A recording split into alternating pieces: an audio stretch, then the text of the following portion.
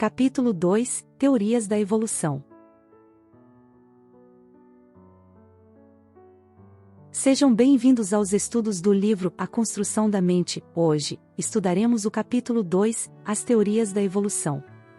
Acompanharemos nesses estudos as ideias abordadas no livro, e por fim analisando brevemente o que Allan Kardec nos diz sobre o início da vida humana no planeta.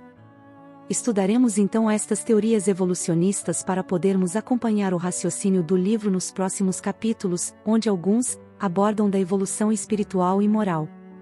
2. As teorias da evolução. Para compreendermos o processo de construção da própria mente, que não está no cérebro, mas dele se utiliza, necessitamos de uma visão, mesmo que geral, da filogenia, que corresponde à origem e evolução das espécies, pois a construção da mente ocorreu ao longo dos milênios da evolução. É provável que o amigo leitor já conheça Jean-Baptiste Pierre-Antoine de Monet, o Cavaleiro de Lamarck, nascido Bazente em Le Petit, na França, em 1744. Em 1809, Lamarck apresenta a primeira teoria da evolução, afirmando que existiam duas forças evolucionárias, a primeira, uma tendência à progressão, e a segunda, uma necessidade dos organismos de se adaptarem ao ambiente, o que resultaria em mudanças físicas.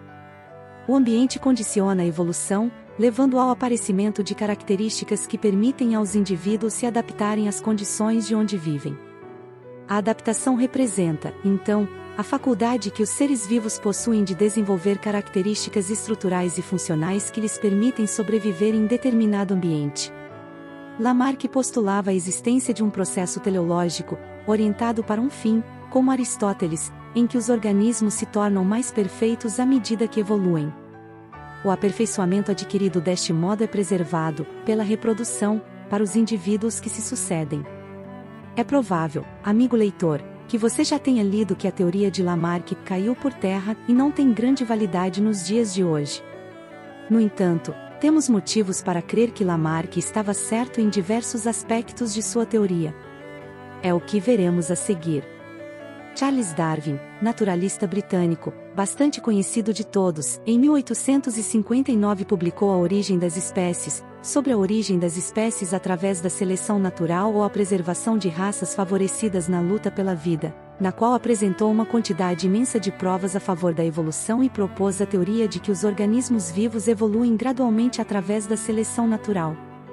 Alfred Russel Wallace, assim como Darwin, utilizou de extensa informação advinda de suas coletas de material biológico de diferentes regiões. Os dois, independentemente, descobriram os princípios de especiação geográfica e seleção natural. Wallace publicou um manuscrito, On the Tendency of Varieties to Depart Indefinitely from the Original Type, e, embora não tenha usado o termo seleção natural, argumentou a mesma coisa. Em 1º de julho de 1858, foi feita uma apresentação conjunta da teoria evolutiva, na Sociedade Linneana de Londres, de um artigo com as ideias de Darwin e Wallace. Interessante é que, quando, em 1859, foi publicado A Origem das Espécies, muitos evolucionistas em todo o mundo aceitavam as teorias. Ortogênese, evolução direcional, que considerava dois aspectos, a existência de uma força filética, intrínseca aos organismos, que guiava a evolução, e um segundo aspecto, que afirmava que a ortogênese era produzida e controlada diretamente por fatores externos, clima, alimentos disponíveis, etc. Herança de caracteres adquiridos, ideia muito antiga, admitida tanto por Lamarck como por Darwin. Havia ainda a teoria da evolução saltacional, que considerava que as espécies poderiam surgir de repente e não através do acúmulo lento e gradual de pequenas modificações, como supunha Darwin. Entre 1850 e 1865, Gregory Johann Mendel, de 1822 a 1884, realizou a maior parte de suas experiências, completando os trabalhos de Lamarck e Darwin sobre a evolução e a seleção das espécies. Também as leis da hereditariedade, da moderna ciência da genética, estão baseadas nas experiências de Mendel. Contudo, durante muito tempo, seu trabalho permaneceu ignorado. Após as ideias de Mendel, Thomas Hunt Morgan, de 1866 a 1945, conseguiu relacionar a ideia de gene com a ideia de cromossomo, afirmando que o gene mora no cromossomo durante a divisão celular. Watson e Crick, na década de 1950, descreveram a estrutura em dupla hélice do DNA, que nos permite compreender a replicação, a síntese de RNA e o fenômeno da mutação. As pequenas unidades, os genes, situam-se nos cromossomos e são formados pelo DNA ou ADN sobrescrito uma. Um ADN e DNA correspondem à mesma coisa. ADN em português, ácido deso. Xirribonucleico, e DNA em inglês, deoxyribonucleic acid. Que se divide em cópias perfeitas, transmitindo fielmente as informações genéticas.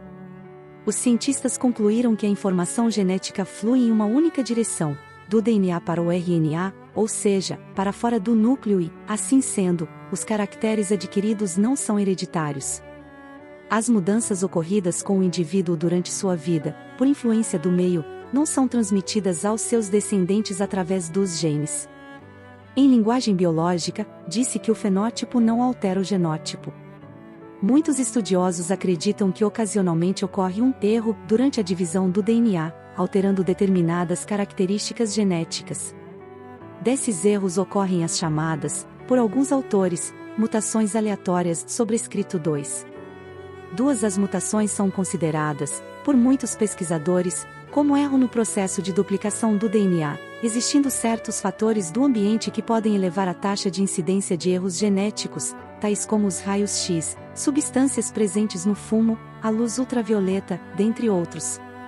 Quando essas mutações são úteis e favorecem a sobrevivência da espécie, os seres se adaptam ao meio, e os descendentes, herdando os caracteres, continuam na luta evolutiva. Os menos aptos não sobrevivem e, portanto, não deixam descendentes, e, pouco a pouco, a espécie desaparece. Do aumento cumulativo das menores modificações úteis, no acúmulo lento de muitos pequenos passos, surgem as grandes modificações.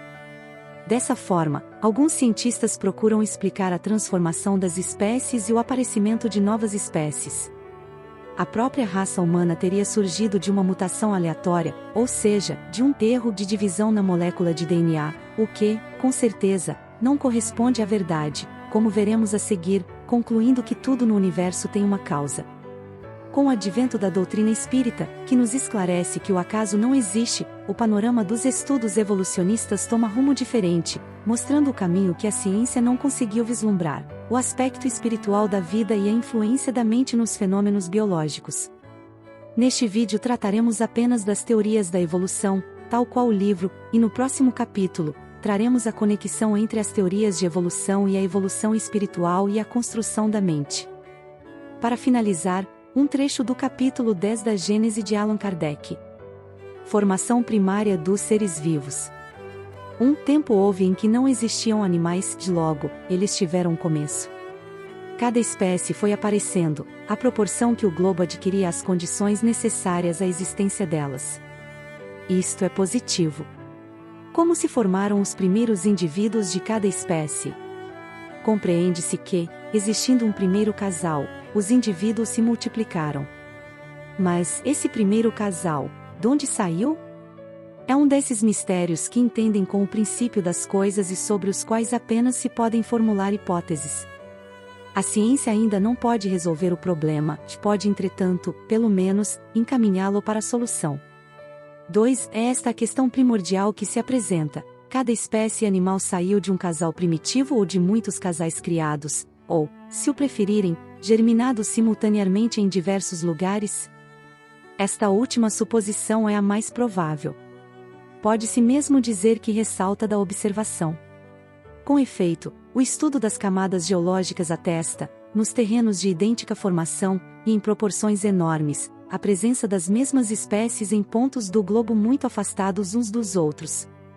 Essa multiplicação tão generalizada e, de certo modo, contemporânea, for impossível com um único tipo primitivo. Do outro lado, a vida de um indivíduo, sobretudo de um indivíduo nascente, está sujeita a tantas vicissitudes, que toda uma criação poderia ficar comprometida, sem a pluralidade dos tipos, o que implicaria uma imprevidência inadmissível da parte do Criador Supremo. Aliás, se, num ponto, um tipo se pode formar, em muitos outros pontos ele se poderia formar igualmente, por efeito da mesma causa. Tudo, pois, concorre a provar que houve criação simultânea e múltipla dos primeiros casais de cada espécie animal e vegetal. 3. A formação dos primeiros seres vivos se pode deduzir, por analogia, da mesma lei em virtude da qual se formaram e formam todos os dias os corpos inorgânicos.